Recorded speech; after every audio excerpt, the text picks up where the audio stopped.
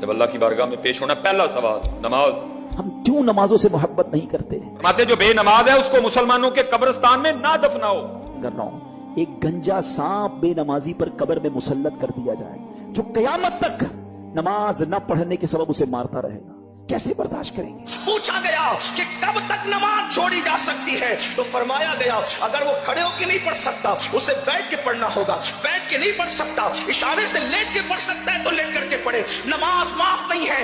नबी अलैहिस्सलाम ने फरमाया बेनमाज की कब्र में एक अशदहा आएगा, वो बेनमाज की कब्र में आएगा और आकर कहेगा मैं गंजा साहब हूं और तूने फजर नहीं ना पढ़ी थी, तो मुझे अल्लाह पाक ने तेरी कब्र में भेजा है और तुझे फजर ना पढ़ने के जुर्म में मैं फजर से लेकर जोहर तक मारूंगा। और क्या होगा हजरत? क्या फायदा इतने बड़े बड़े घरों का, इतने प्यारे बेडरूम्स का और इतने खूबसूरत बाथरूम का, जिस कब्र में जाना है अगर वह सांप और बिच्छू है तो बेकार है ये घर। नमाजी हो जो यार।